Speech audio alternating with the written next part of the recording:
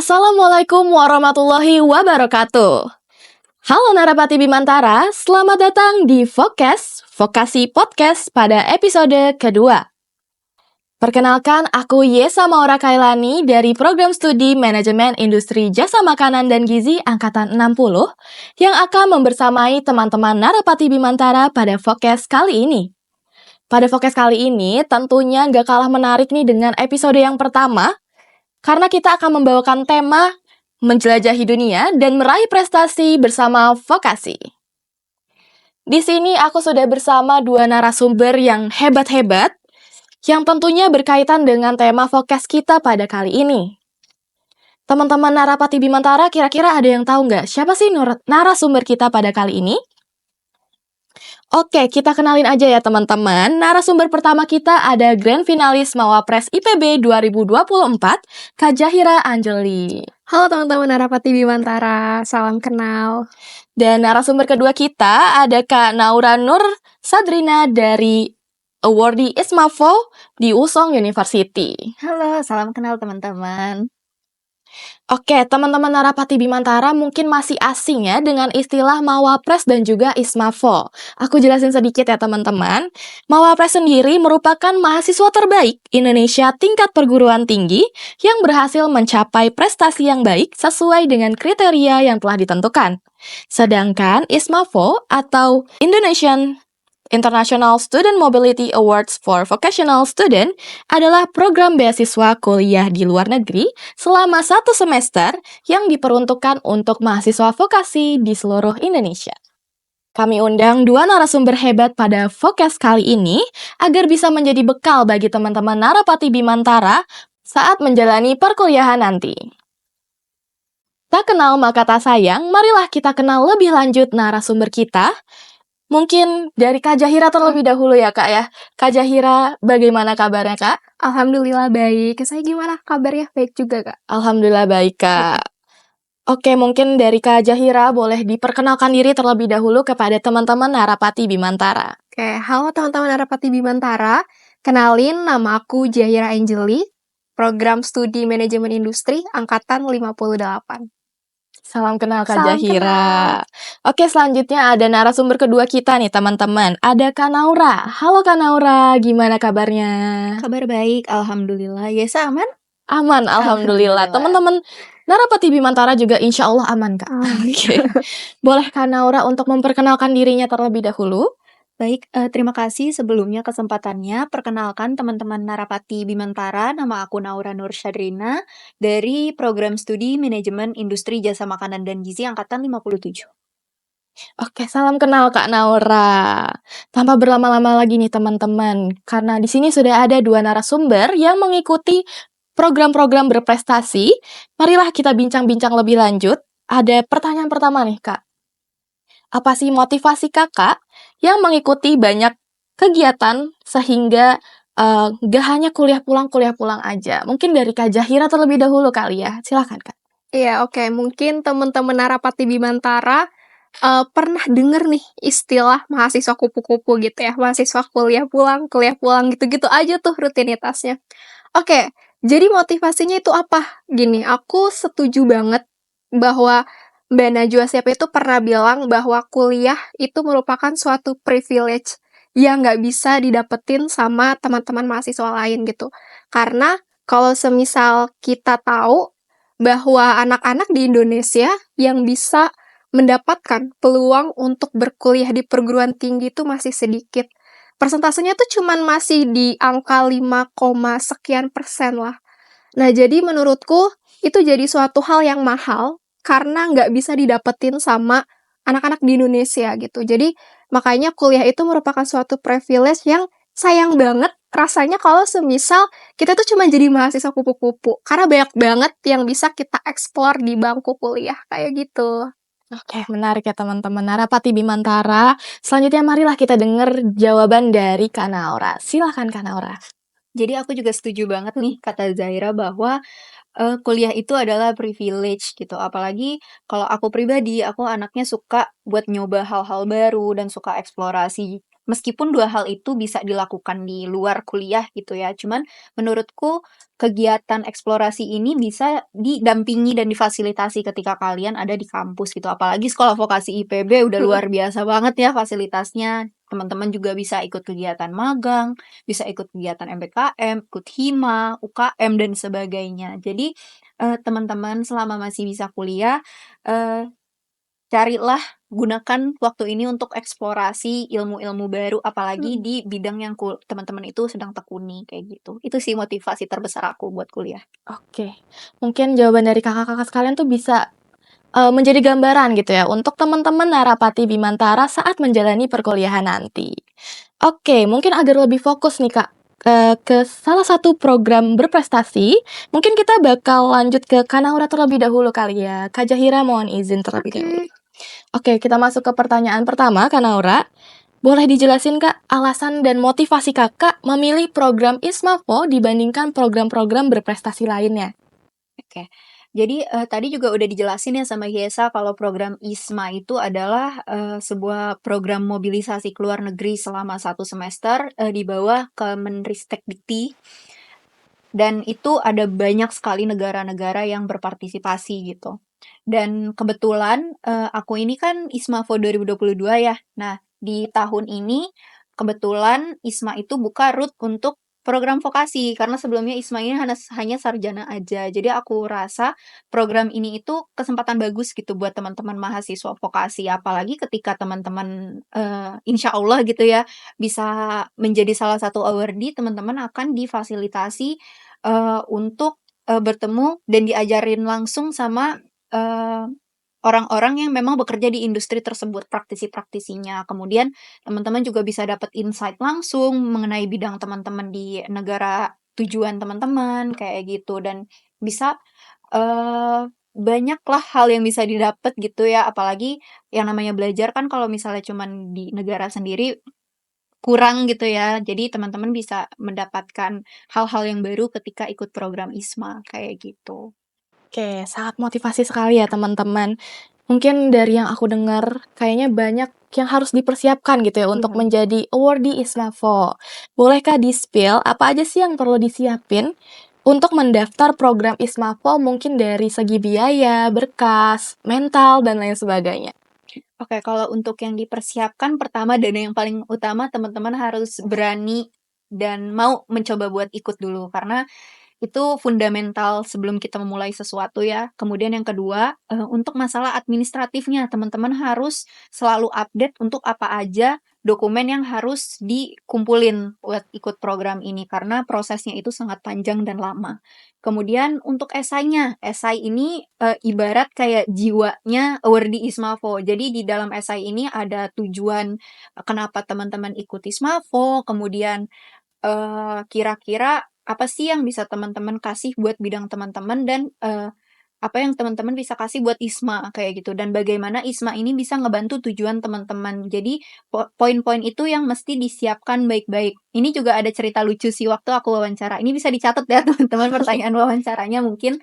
Jadi, aku tuh pernah ditanya sama pewawancaranya, "Kenapa aku milih prodi aku?" Oke. Prodi, gizi gitu. Padahal kalau masak itu kan bisa ini sendiri ya, bisa belajar sendiri. Aku dijelaskanlah di situ bahwa aku tuh punya concern soal UMKM di Indonesia dan, food and beverage di Indonesia, bahwa yang aku pelajarin di prodiku itu, belum tentu bisa dipelajari kalau kita belajar sendiri, kayak gitu. Jadi hal-hal fundamental seperti itu yang teman-teman juga mesti cari tahu juga kenapa.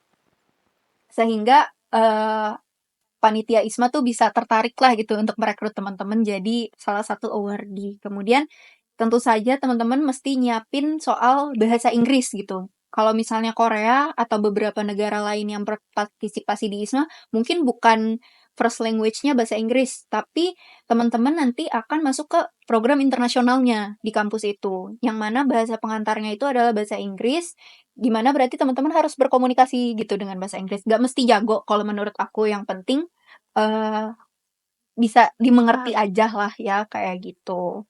Seperti itu. Dan mungkin, buat persyaratan-persyaratan yang harus ini kali ya, soal biaya yang kita harus ngeluarin sendiri, itu mungkin teman-teman bisa update lagi. Cuman kalau tahun aku itu, yang harus kita siapin sendiri itu adalah paspor, kemudian English Proficiency Test, kemudian, medical check up, kemudian visa dan sebagainya, kayak gitu sih. Oke, luar biasa sekali Kak Naura ini. Tadi Kak Naura sempat singgung tentang English test ya, Kak, ya? Iya betul. Kakak pakai English test apa, Kak? Aku pakai TOEIC. TOEIC, boleh Iya di-spill betul. gak, Kak? Skornya berapa sih, Kak? Jadi aku agak lupa ya. Kalau nggak salah itu di angka 830 atau 850 dari 990. Masya Allah, memang Kak Naura ini luar biasa sekali ya teman-teman. Mungkin Masya bisa Allah. dijadikan acuan bagi teman-teman yang ingin mendaftarkan ISMAFO. Oke, dari yang aku lihat kayaknya Kak Naura sangat luar biasa ya teman-teman. Boleh di-spill gak Kak kegiatan-kegiatan yang Kakak ikuti di sekolah vokasi ini? Sebenarnya aku ini mahasiswa mediocre ya, salah satu yang kupu-kupu, cuman dulu sempet ikut, Hima Vopagi, sama salah satu ekskul tari di sekolah vokasi, itu aja sih, sisanya biasa-biasa aja. Sudah luar biasa ya teman-teman. Mungkin teman-teman Narapati Bimantara bisa nih nyontek-nyontek apa aja sih yang perlu dilakuin, apa aja yang perlu dipersiapkan ke Kanaura. Oke, mungkin tadi sudah aku spill sedikit. Kalau Kanaura itu award di ISMAPO di Wusong University. Tepatnya di Korea Selatan ya Kak ya? Iya betul. Di Daejeon, Korea Selatan. Boleh eh, dijelasin nggak Kak, sebenarnya apa sih bedanya tinggal di Indonesia dan di Korea Selatan? Kira-kira Kakak ada culture shock kah? Atau ternyata biaya di sana tuh sangat mahal gitu? Atau apa? Atau affordable gitu untuk kita yang mahasiswa? Oke, kalau culture shock kayaknya pasti ya. Kayaknya di semua tempat kita bakal mengalami culture shock meskipun di Indonesia sendiri gitu. Cuman mungkin di sini ada 2 poin dari sisi akademis dan sosial kali ya.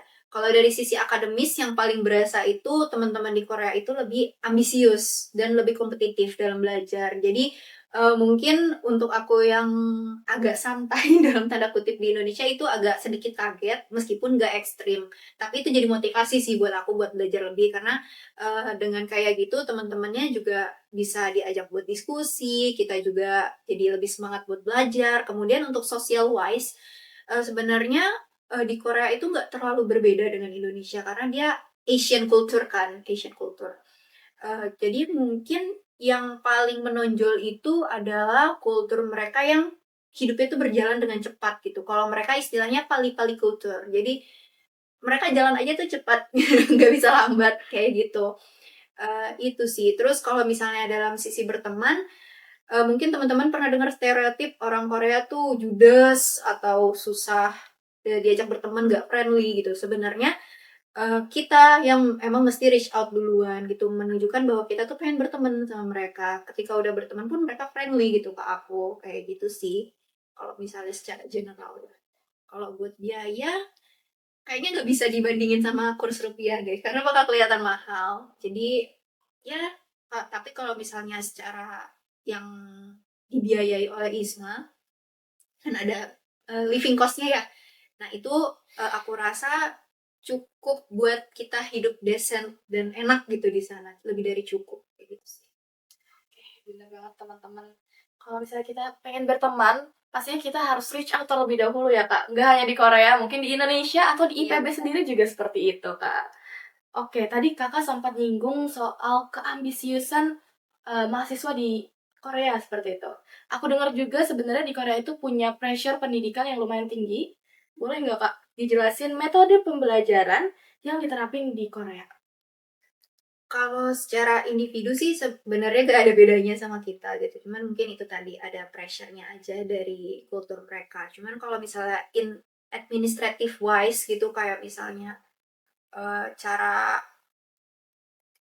KBM-nya ya. KBM-nya itu gak berbeda jauh sih sama Indonesia. Tetap ada sistem yang satu semester tuh ada ulangan tengah semester dan ulangan akhirnya. Cuman kebetulan karena aku prodi di sana itu culinary arts, kita pakai sistem blok. Jadi satu mata kuliah itu diselesaikan dalam rentang waktu tertentu, di mana misalnya dalam 1 bulan itu satu mata kuliah, nanti di akhir bulan langsung ulangan akhir semester gitu, dan berlanjut sampai mata kuliahnya habis. Paling itu sih bedanya.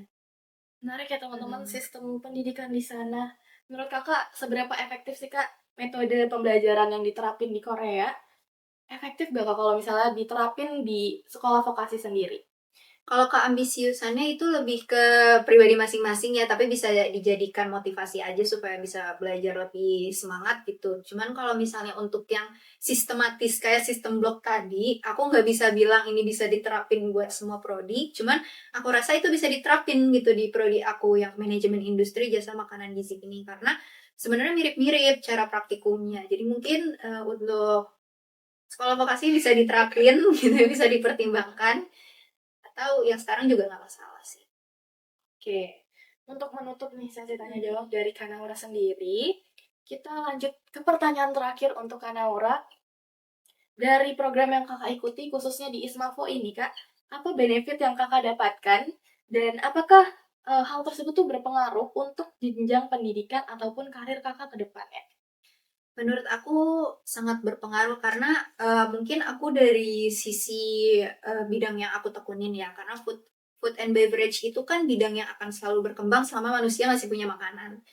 Dan itu nggak bisa cuman ditinjau dari perspektif aku sebagai orang Indonesia aja. Jadi ketika aku berangkat ke Korea, aku bisa berkesempatan langsung untuk melihat bagaimana sih perkembangan industri food and beverage di sana, dan aku menemukan hal-hal baru gitu yang bisa aku take notes ketika aku pulang ke sini. Misalnya salah satunya adalah kemudahan dan teknologi yang ditawarkan oleh industri food and beverage di sana. Jadi misalnya salah satu contohnya ya, mereka itu udah punya sistem terintegrasi sendiri di restorannya, di mana ada satu mesin yang kalian tuh bisa langsung pesen di sana gitu. Jadi kalian nggak mesti ngantri, bayar udah di satu tempat yang sama. Kalau teman-teman pernah lihat di salah satu retail makanan mungkin mirip kayak gitu kali ya, kayak gitu.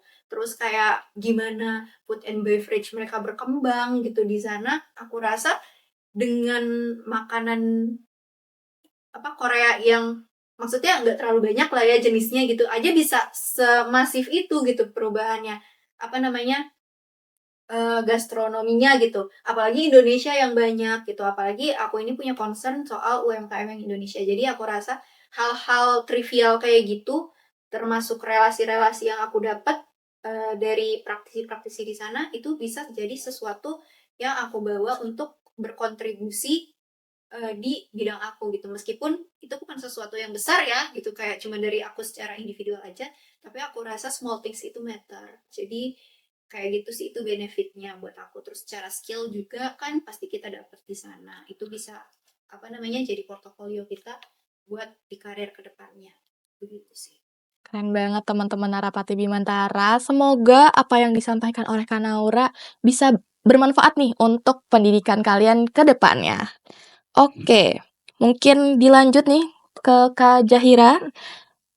Kira-kira teman-teman udah mulai tertarik belum tentang program-program berprestasi, khususnya Ismafo yang kuliah sambil jalan-jalan ya Kak ya? Betul banget ya teman-teman. Oke, mungkin teman-teman udah gak sabar, kita mulai berlanjut ke program berprestasi lain yang gak kalah keren. Kita sudah bersama dengan Grand Finalis Mawapres IPB 2024, Kak Jahira Anjeli. Oke, mungkin kita beralih pada pertanyaan yang sama ya Kak ya. Apa sih Kak dari program yang Kakak ikuti, apa benefit yang Kakak dapatkan, dan sekiranya apakah itu bermanfaat untuk jenjang pendidikan ataupun jenjang karir Kakak ke depannya? Oke, jadi semisal yang mau aku garis bawahi, pertama itu adalah begini, mahasiswa berprestasi itu tidak melulu seseorang yang memiliki prestasi di bidang kompetisi. Jadi mahasiswa berprestasi itu banyak capaian unggulannya, kategori-kategorinya itu banyak. Jadi ada karir organisasi, ada juara ya di bidang kompetisi, ada pengakuan semisal kalian buat haki, produk inovatif, publish jurnal, kayak gitu. Ada juga sifatnya itu kemanusiaan, volunteering, kayak gitu. Jadi, mahasiswa berprestasi itu nggak melulu soal capaian unggulan yang bersifat prestatif, kompetitif, di lomba-lomba aja, gitu nggak sebenarnya. Nah, makanya, jadinya itu jadi paket lengkap. Karena di sisi lain, ketika kita juga bisa ikut banyak berbagai kejuaraan, tapi kita juga aktif di organisasi. Itu jadi modal yang penting banget buat portofolio Dan alhamdulillah juga sekarang akhirnya bisa magang juga karena berkat, capaian-capaian unggulan di bidang kegiatan kompetitif itu, kayak gitu. Menarik banget ya teman-teman. Jadi makin penasaran nih tentang Mawapres itu sendiri. Oke, mungkin pertanyaan yang lebih mengerucut kali ya Kak.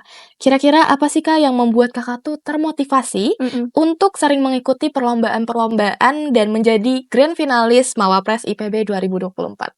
Oke, singkatnya gini, aku sebenarnya ingin meninggalkan sebuah legacy. Awalnya itu, kalau teman-teman tahu, jadi kalau semisal nanti, teman-teman Narapati Bimantara juga punya interest yang sama untuk bisa jadi salah satu mahasiswa berprestasi, jadi ada track record, mahasiswa berprestasi dari tahun-tahun sebelumnya. Jadi belum pernah ada mahasiswa berprestasi IPB itu dari prodiku, dari MNI. Jadi itu sebenarnya jadi salah satu motivasi terbesar kenapa pada akhirnya aku ingin bisa menjadi bagian dari keluarga mahasiswa berprestasi IPB. Nah, yang nantinya harapan positifnya itu nantinya tuh bisa menjadi motivasi untuk adik-adik tingkatku selanjutnya supaya, oh, ada loh kakak tingkat yang juga pernah menjadi mahasiswa berprestasi, kayak gitu. Nah, ternyata awalnya yang tadinya tuh aku cuma niatan itu hanya untuk kontribusi untuk program studi, ternyata melebar impact-nya untuk ke vokasi, tingkat fakultas sampai ke tingkat IPB. Karena secara nggak langsung, ketika kita mengikuti banyak berbagai kompetisi, kita juga mengharumkan nama baik IPB gitu, di tingkat nasional dan tingkat internasional, kayak gitu sih. Betul banget Kak Zahira. Mungkin teman-teman Narapati Bimantara juga perlu untuk kontribusi meningkatkan nama baik IPB University ya. Oke, pertanyaan selanjutnya Kak Zahira. Bagaimana sih Kakak cara membagi waktu antara akademik perkuliahan dengan Mhm. kegiatan di luar belajar mengajar kampus seperti mengikuti perlombaan sampai akhirnya menjadi grand finalis Mapres 2024? Oke, jadi ada satu prinsip yang juga aku tegasin ke diri aku bahwa, prinsip itu harus work life balance. Jadi gini, eee, salah satu, alat bantu mungkin yang bisa nanti teman-teman Narapati Bimantara gunakan ketika memanajemen waktu nih untuk membagi antara kesibukan, kesehatan gitulah, banyak hal yang mungkin nanti mau diambil gitu kegiatannya. Teman-teman Narapati Bimantara tuh bisa pakai, time management skala prioritas. Jadi menurutku itu sangat membantu teman-teman untuk bisa memfilter kegiatan-kegiatan apa aja yang memang output-nya tuh paling besar. Aku bisa garis bawahi bahwa waktu itu nggak bisa diefisiensikan, karena udah pakem banget, sehari itu cuma 24 jam. Tapi kita bisa atur supaya waktunya itu jadi lebih efektif dengan kegiatan-kegiatan yang memang output-nya tuh besar. Kayak gitu. Nah, kalau semisal penerapannya, aku konsisten. Kalau semisal dari hari Senin sampai hari Jumat, itu full time player untuk akademik. Jadi usahakan, tugas-tugas kuliah juga itu dikerjain di Senin sampai Jumat. Nah, karena di hari Sabtu, itu hari yang bisa kita gunain untuk organisasi atau ikut kegiatan-kegiatan prestatif. Hari Minggu, usahakan untuk istirahat. Paling tidak punya waktu untuk family time, me time gitu. Karena tetap harus work-life balance antara kegiatan sama waktu istirahat. Jadi itu udah pakem tuh. Jadi cara bagi waktunya kayak gitu. Oke, keren banget ya teman-teman Kak Zahira ini work life balance banget gitu. Mungkin bisa diterapin untuk teman-teman Narapati Bimantara. Selanjutnya Kak, boleh diceritain tadi kayaknya banyak banget perlombaan yang Kakak ikuti Mhm. ya Kak ya.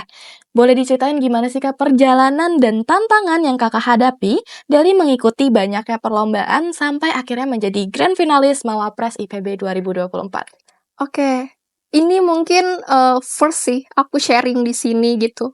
Aku pernah punya pengalaman, jadi waktu di semester 4 dari bulan Januari sampai bulan Juni, itu aku ikut kegiatan kompetitif dan nggak pernah menang berturut-turut, kalah berturut-turut. Aku selalu punya plan bahwa, setiap bulan itu paling tidak aku mengikuti 1 sampai 2 kegiatan kompetisi. Dan aku pernah merasakan dari bulan Januari sampai bulan Juni itu nggak pernah menang sama sekali. Nah, sampai pada akhirnya di bulan Juli itu baru menang ikut kompetisi National Essay Competition juara 1, terus begini, pada akhirnya orang-orang itu berparadigma bahwa mahasiswa berprestasi itu selalu punya capaian di mana mereka adalah orang-orang yang selalu menang juara. Padahal sebenarnya enggak gitu, kalahnya juga banyak, tapi nggak ke-expose aja. Jadi menurutku itu sih tantangan terbesar, ketika memang kita mengupayakan diri untuk bisa jadi salah satu mahasiswa berprestasi. Tapi tentu, bagiku itu juga jadi modal yang penting supaya membentuk diri kita untuk, bermental juara sih, kayak gitu. Tuh, keren banget ya teman-teman, Kak Zahira ini sangat memotivasi. Oke, pertanyaan selanjutnya teman-teman. Menurut Kakak, bagaimana sih peran pendidikan vokasi dalam mempersiapkan generasi muda untuk menghadapi dunia global? Oke, aku mau nanya, saya berarti sekarang semester berapa? Aku semester 3, Kak. Semester 3. Udah, dapet informasi di semester berapa bakal wajib magang? Karena kebetulan aku sama Kak Naura sendiri satu prodi ya Oh, teman-teman. oke. Jadi kita habis ngulik-ngulik informasi juga. Aku kalau di Gizi sendiri itu di semester 5 bakal ada PKL, dilanjut dengan magang mandiri dan PKL lagi. Oke, berarti sama. Di prodi MNI, itu juga memang ada program wajib magang selama 1 tahun untuk 2 semester di semester 6 dan semester 7. Itu program wajib magang.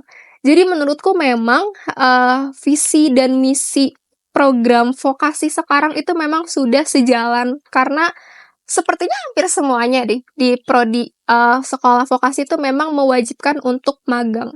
Dan menurutku itu bisa jadi modal dan bekal yang penting untuk mempersiapkan diri, supaya nantinya kita tuh bisa tahu, passion apa yang nantinya mau kita tekuni untuk persiapan karir pasca kampus, kayak gitu.